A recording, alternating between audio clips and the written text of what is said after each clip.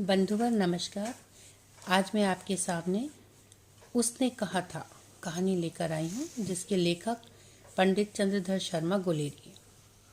कहानी से पहले मैं आपको बता देती हूँ कि उसने कहा था कहानी प्रथम विश्व युद्ध की पृष्ठभूमि पर लिखी गई है। ये एक मार्मिक कहानी है जिसका कथानक प्रेम, त्याग और कर्तव्य निष्ठा को केंद्र में रखकर चुना गया है। अमृतसर के बाजार का दृश्य, बालक बालिका का बाल सुलभ निश्चल प्रेम, महायुद्ध का वातावरण और लहना सिंह जिसका मुख्य किरदार है के आत्मोत्सर्ग आदि के वर्णन में गहरा मनोवैज्ञानिक पुट है। ये कहानी प्रारंभ में चहल पहल से लेकर प्रेम और कर्तव्य का विकट पथ पार करती हुई मृत्यु शैया पर समाप्त होती है। यह उत्सर्ग प्रेम वेदना जनित नहीं बल्कि कर्तव्य की प्रसन्नता है। अगर हम कहें तो इसकी भाव व्यंजना ही इस कहानी को अंत तक ले जाती है। बड़े बड़े शहरों के इक्के गाड़ी वालों की जवान के कोड़ों से जिनकी पीठ छिल गई है और कान पक गए, उनसे हमारी प्रार्थना है कि अमृतसर के बम्बू काट वालों की बोली का मरहम लगावें। जब बड़े बड़े शहरों की चौड़ी सड़कों पर घोड़े की पीठ चाबुक से धुनते हुए कभी राह चलते पैदलों की आंखों के न होने पर तरस खाते हैं, कभी उनके पैरों की उंगलियों के पोरों को चीतकर अपने ही को सताया हुआ बताते हैं और संसार भर की ग्लानि, निराशा और शोभ के अवतार बने नाक और सीध में चले जाते हैं, तब अमृतसर में उनकी बिरादरी वाले तंग चक्करदार गलियों में हर एक लट्ठी वाले के लिए ठहरकर सब्र का समुद्र उमड़कर बचो खालसा जी, हटो भाई जी, ठहरना भाई जी, आने दो लाला जी, हटो बाछा कहते हुए सफेद फोटो खच्चरों और बतकों गन्ने और खोमचे और भार वालों के जंगल में राह खेते हैं। क्या मजाल है कि जी और साहब बिना सुने किसी को हटना पड़े। यह बात नहीं कि उनकी जीभ चलती ही नहीं, चलती है पर मीठी छुरी की तरह महीन मार करती हुई। यदि कोई बुढ़िया बार बार चेतावनी देने पर भी लीक से नहीं हटती तो उनकी बचनावली के ये नमूने हैं। हट जा जीणे जोगिए, हट जा कर्मा वालिए, हट जा पूतो प्यारिए, बच जा लंबी उम्र वालिए। समिष्ट में उनके अर्थ हैं कि तू जीने योग्य है, तू भाग्यशाली है, पुत्रों को प्यारी है, लंबी उम्र तेरे सामने है, तो क्यों मेरे पहिए के नीचे आना चाहती है, बच जा। ऐसे बम्बी काट वालों के बीच में होकर एक लड़का और एक लड़की चौक की एक दुकान पर आ मिले। उसके बालों, उसके ढीले सुथने से जान पड़ता था कि दोनों सिख हैं। वे अपने मामा के केश धोने के लिए दही लेने आया था और यह रसोई के लिए बढ़िया। दुकानदार एक परदेसी से गुथरा था जो शेर भर गीले पापड़ों की गड्डी को गिने बिना हटता न था। तेरे घर कहाँ है? मगरे में। और तेरे? मांझे में। यहाँ कहाँ रहती है? अतर सिंह की बैठक में। वे मेरे मामा होते हैं। मैं भी मामा के यहीं आया हूँ, उनका घर गुरु बाजार में है। इतने में दुकानदार निपटा और इनका सौदा देने लगा। सौदा लेकर दोनों साथ साथ चले। कुछ दूर जाकर लड़के ने मुस्कुराकर पूछा, तेरी कुड़मड़ी हो गई? इस पर लड़की कुछ आंख चढ़ाकर धत कहकर दौड़ गई और लड़का मुंह देखता रह गया। दूसरे तीसरे दिन सब्जी वाले के यहाँ, दूध वाले के यहाँ अकस्मात दोनों मिल जाते हैं। महीना भर यही हाल रहा। 2-3 बार लड़के ने फिर पूछा, तेरी कोड़मई हो गई? और उत्तर में वही धत मिला। एक दिन जब फिर लड़के ने वैसे ही हंसी में चढ़ाने के लिए पूछा तो लड़की लड़के की संभावना के विरुद्ध बोली।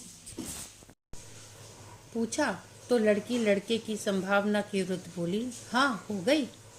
कब? कल देखते नहीं, ये रेशम से कड़ा हुआ सालू। लड़की भाग गई। लड़के ने घर की राह ली। रास्ते में एक लड़के को मोरी के ढकेल दिया और छापड़ी वाले की दिन भर की कमाई खोई।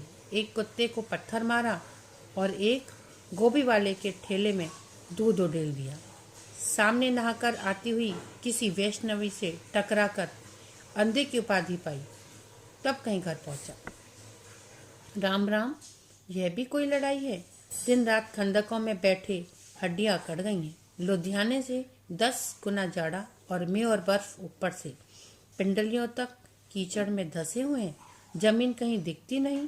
घंटे 2 घंटे में कान के पर्दे फाड़ने वाले धमाके के साथ सारी खंदक हिल जाती है और 100 गज धरती उछल पड़ती है। इस गेबी गोली से बचे तो कोई लड़े।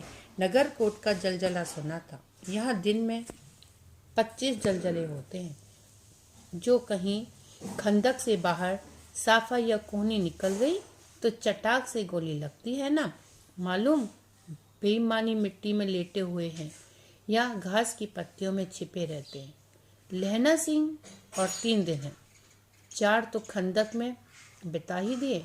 परसों रिलीफ आ जाएगी और फिर 7 दिन की छुट्टी। अपने हाथों झटका करेंगे और पेट भर खाकर सो रहेंगे। उसी फिरंगी मेम के बाग में मखमल का सा हार घास है। फल और दूध की वर्षा कर देती है। लाख कहते हैं, दाम नहीं लेती। कहती हैं, तुम राजा हो, मेरे मुल्क को बचाने आए हो। 4 दिन तक पलक नहीं झपी। बिना फेरे घोड़ा बिगड़ता है और बिना लड़े सिपाही। मुझे तो संगीन चढ़ाकर मार्च का हुक्म मिल जाए, फिर 7 जर्मनों को अकेला मारकर न लौटूं तो मुझे दरबार साहब की देली पर मत्था टेकना नसीब न हो। पाजी कहीं के कलों के घोड़े संगीन देखते ही मुंह फाड़ देते हैं और पैर पकड़ने लगते हैं। यूं अंधेरे में 30-30 मन का गोला फेंकते हैं। उस दिन धावा किया था, 4 मील तक एक जर्मन नहीं छोड़ा था। पीछे जनरल ने हट जाने की कमान दिया, नहीं तो सीधे बर्लिन पहुंच जाते। क्यों? सूबेदार हजारत सिंह ने मुस्कुराकर कहा, लड़ाई के मामले जमादार या नायक के चलाए नहीं चलते। बड़े अफसर दूर ही सोचते हैं। 300 मील का सामना है। एक तरफ बढ़ गए तो क्या होगा? सूबेदार जी, सच है, लहना सिंह बोला, पर करें क्या? हड्डियों हड्डियों में तो जाड़ा धस गया। सूर्य निकलता नहीं और खाई में दोनों तरफ से चंबे की बावलियों के से सोते झर हैं। एक धावा हो जाए तो गर्मी आ जाए। उद्यमी, उठ सिगड़ी में कोले डाल। वजीर, तुम 4 जने बाल्टियां लेकर खाई का पानी बाहर फेंको। महासिंह, शाम हो गई है, खाई के दरवाजे का पहरा बदल दे। ये कहते हुए सूबेदार सारी खंदक में चक्कर लगाने लगे। वजीरा सिंह पलटन का विदूषक था। बाल्टी में गेंदला पानी भरकर खाई के बाहर फेंकता हुआ बोला, मैं पौधा बन गया हूँ। करो जर्मनी के बादशाह का तर्पण। इस पर सब खिलखिला पड़े और उदासी के बादल फट गए। लहना सिंह ने दूसरी बाल्टी भरकर उसके हाथ में देकर कहा, अपनी बाड़ी के खरबूजों में पानी दो। ऐसा खाद का पानी पंजाब भर में नहीं मिलेगा। हाँ, देश क्या है, स्वर्ग है। मैं तो लड़ाई के बाद सरकार से 10 गुना जमीन यहाँ मांग लूँगा और फलों के बूटे लगाऊंगा। दोपहर रात गई है, अंधेरा है, सन्नाटा छाया हुआ है। बोधा सिंह खाली बिस्कुटों के 3 दिनों पर अपने दोनों कंबल बिछाकर और लहना सिंह के 2 कंबल और 1 बरकोट ओढ़कर सो रहा। लहना सिंह पहरे पर खड़ा हुआ है। एक आंख खाई के मुंह पर है और बोधा सिंह के दुबले पतले शरीर पर। बोधा सिंह कराहा, क्यों बोधा भाई, क्या है? पानी पिला दो। लहना सिंह ने कटोरा उसके मुंह से लगाकर पूछा, कहो कैसे हो? पानी पीकर बोधा बोला, कपकपी छूट रही है, रोम रोम में तार दौड़ रहे हैं, दांत बज रहे हैं। अच्छा, मेरी जर्सी पहन लो। और तुम? मेरे पास सिगड़ी है और मुझे गर्मी लगती है, पसीना आ रहा है। ना, मैं नहीं पहनता। 4 दिन से तुम मेरे लिए? हाँ, याद आई, मेरे पास दूसरी गर्म जर्सी है, आज सवेरे ही आई है। विलायत से बुन बुन कर भेज रहे हैं मैं, गुरु उनका भला करे। यूँ कहकर लहना अपना कोट उतार कर जर्सी उतारने लगा। सच कहते हो और नहीं झूठ? यूँ कहकर नाही करते बोधा को उसने ज़बरदस्ती जर्सी पहना दी और आप खाकी कोट और जीन का कुर्ता भर पहनकर पहरे पर आ खड़ा हुआ। मैम की जर्सी की कथा केवल कथा थी। आधा घंटा बीता, इतने में खाई के मुंह से आवाज़ आई, सूबेदार हजारा सिंह। कौन? लप्टन साहब। हुक्म हुजूर, कहकर सूबेदार तन कर फौजी सलाम करके सामने हुआ। देखो, इसी समय धावा करना होगा। मील भर की दुकान पर पूरब के कोने में एक जर्मन खाई है। उसमें 50 से ज़्यादा जर्मन नहीं है। इन पेड़ों के नीचे नीचे 2 खेत काट कर रास्ता है। 3-4 घुमाव हैं जहाँ मोड़ है। वहाँ 15 जवान खड़े कर आया हूँ।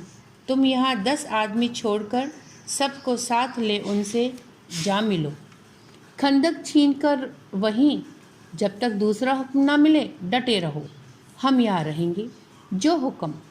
चुपचाप सब तैयार हो गए। बोधा भी कंबल उतार कर चलने लगा। तब लहना सिंह ने उसे रोका। लहना सिंह आगे हुआ तो बोधा की ओर इशारा किया। लहना सिंह समझकर चुप हो गया। पीछे 10 आदमी कौन रहे, इस पर बड़ी हुज्जत हुई। कोई रहना नहीं चाहता था। समझा बुझाकर सूबेदार ने मार्च किया। लप्टन साहब लहना की सिगड़ी के पास मुंह फेर कर खड़े हो गए और जेब से सिगरेट निकालकर सुलगाने लगे। 10 मिनट बाद उन्होंने लहना की ओर हाथ बढ़ाकर कहा, लो तुम भी पियो। आंख मारते करते लहना सिंह समझ गया। मुंह का भाव छिपकर बोला, लाओ साहब। हाथ आगे करते ही उसने सिगड़ी के उजाले में साहब का मुंह देखा, बाल देखे, तब उसका माथा ठनका। लप्टन साहब के पट्टियों वाले बाल एक दिन में ही कहाँ उड़ गए और उनकी जगह कैदियों के से कटे बाल कहाँ से आ गए? शायद साहब शराब पिए हुए हैं, उन्हें बाल कटवाने का मौका मिल गया है। लहना सिंह ने जांचना चाहा। लप्टन साहब 5 वर्ष से उसकी रेजिमेंट में थे। क्यों साहब, हम लोग हिंदुस्तान कब जाएंगे? लड़ाई खत्म होने पर। क्यों, क्या यह देश पसंद नहीं? नहीं साहब, शिकार के वे मज़े यहाँ कहाँ।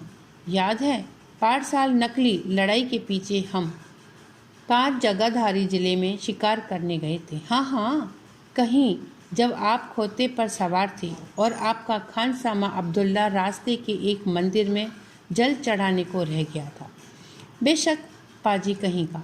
सामने से वह नीलगाय निकली कि ऐसी बड़ी मैंने कभी न देखी थी, और आपकी एक गोली कंधे में लगी और पुट्ठे से निकली। ऐसे अफसर के साथ शिकार खेलने में मजा है। क्यों साहब?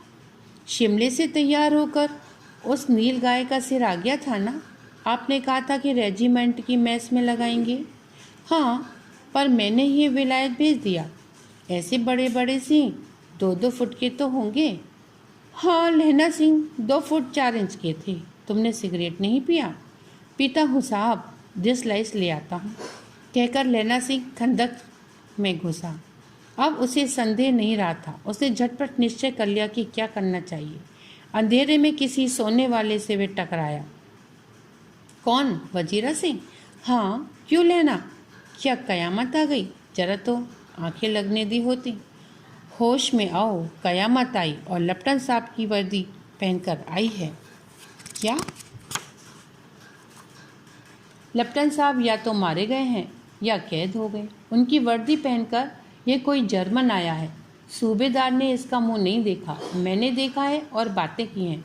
साफ उर्दू बोलता है, पर किताबी उर्दू, और मुझे पीने को सिगरेट दिया है। तो अब मारे गए। धोखा है। सूबेदार हीरा कीचड़ में चक्कर काटते फिरेंगे और यहाँ खाई पर धावा होगा। उठो, एक काम करो, पलटन के पैरों के निशान देखते देखते दौड़ जाओ। अभी बहुत दूर न गए होंगे। सूबेदार से कहो एकदम लौट आए। खंदक की बात झूठ है। चले जाओ, खंदक के पीछे से निकल जाओ, पता तक न खड़के। देर मत करो। हुक्म तो यह है ही नहीं।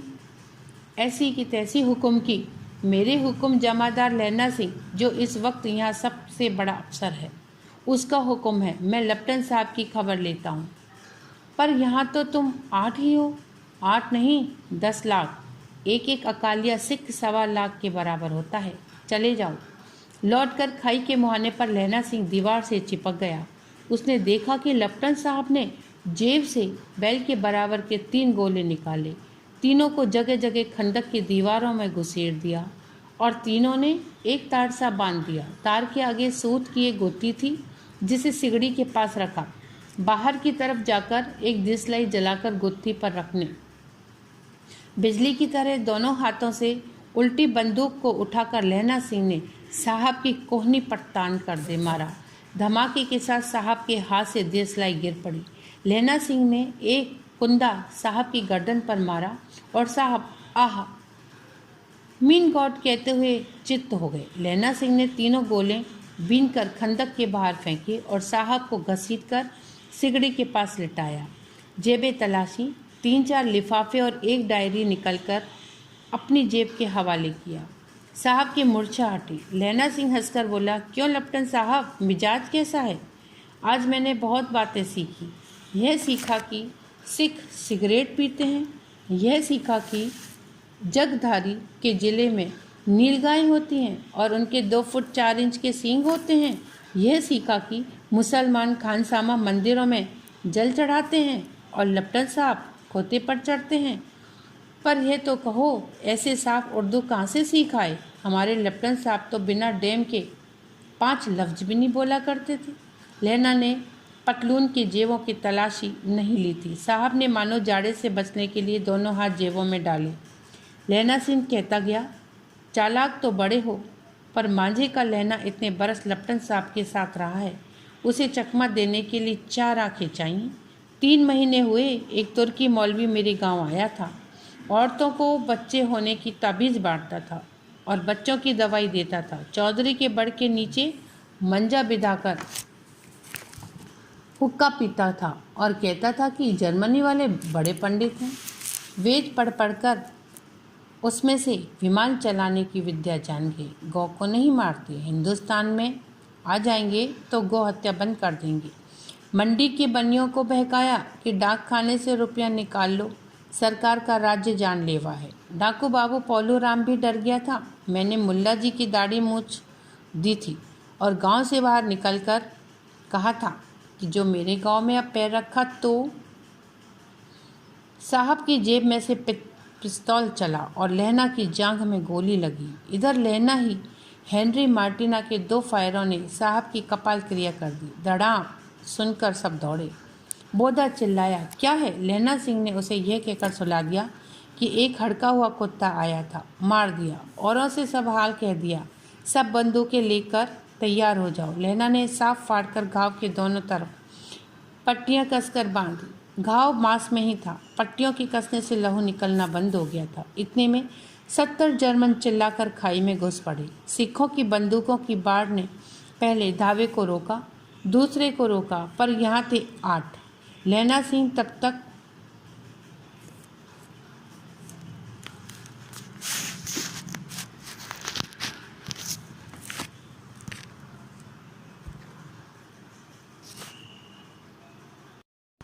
घाव की दोनों तरफ पट्टियां कसकर बांधी।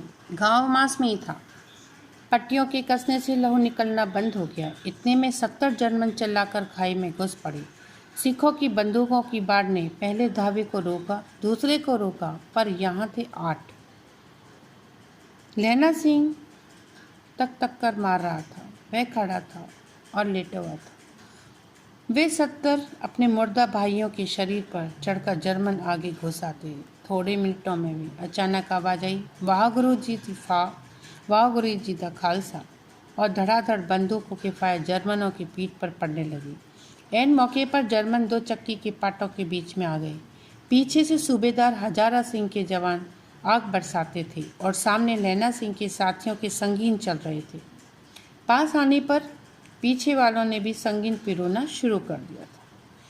लड़ाई के समय चांद निकल आया था, ऐसा चांद जिसके प्रकाश से संस्कृत कवियों का दिया हुआ शई नाम सार्थक होता है। और हवा ऐसी चल रही थी जैसे बाण भट्ट की भाषा में दंत वीदो प्रदेशाचार्य कहलाती है। वजीरा सिंह कह रहा था, कैसे मन भर फ्रांस की भूमि मेरे बूटों से चिपक रही थी जब मैं दौड़ा दौड़ा सूबेदार के पीछे गया था। सूबेदार लहना सिंह ने सारा हाल सुन और कागजात पाकर वे उसकी तुरंत बुद्धि को सराह रहे थे और कह रहे थे कि तू ना होता तो आज सब मारे जाते। इस लड़ाई की आवाज़ 3 मील दाहिने की ओर खाई वाले ने सुन ली थी।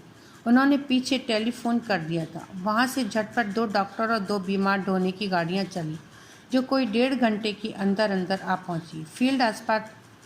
फील्ड अस्पताल नज़दीक था। सुबह होते होते वहाँ पहुँचे जाएंगे, इसलिए मामूली पट्टी बांधकर एक गाड़ी में घायल लेटाए गए और दूसरी में लाशें रखी गईं। सूबेदार ने लैना सिंह की जांघ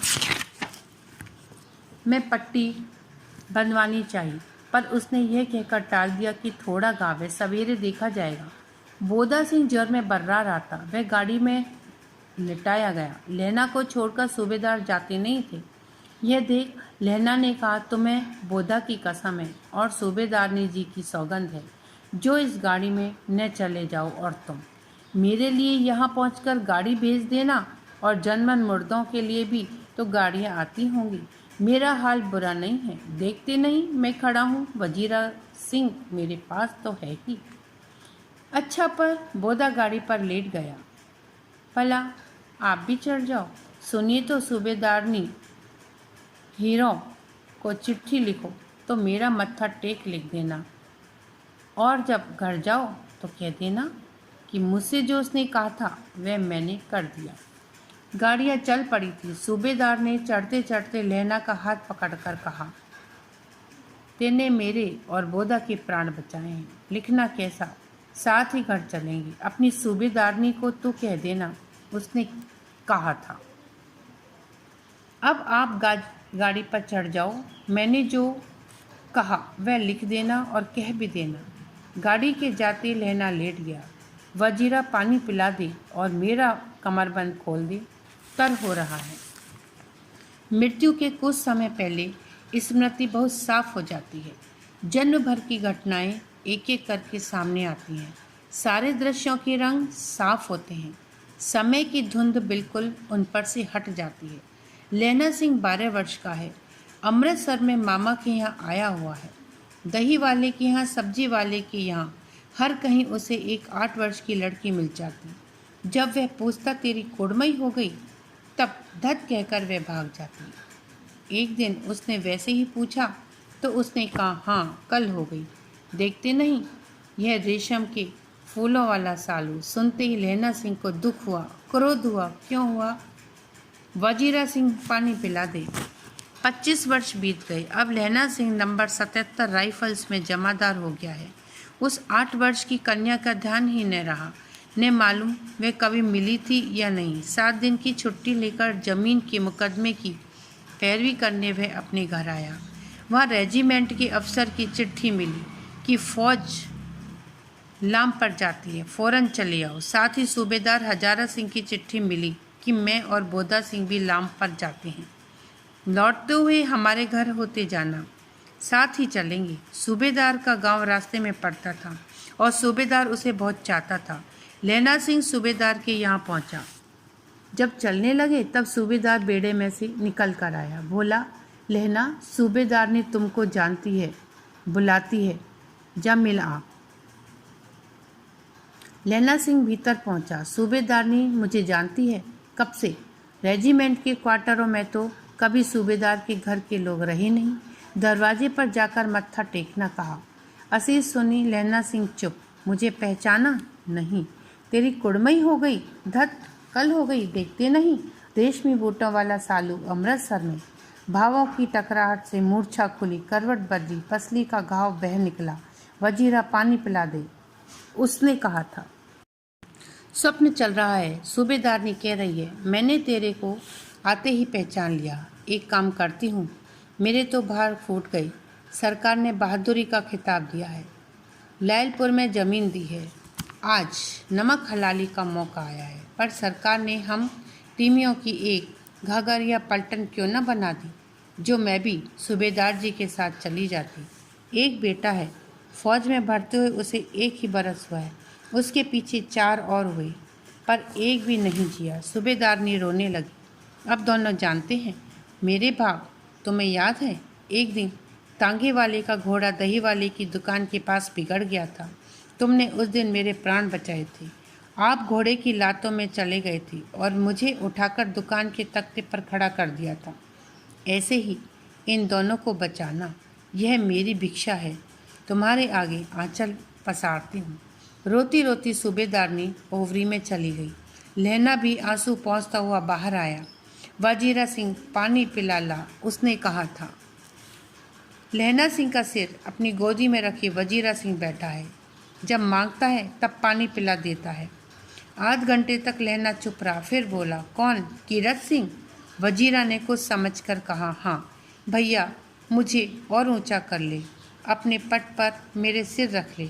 वजीरा ने वैसे ही किया। हाँ, अब ठीक है, पानी पिला दे। बस अब के हाड़ में ये आम खून फलेगा।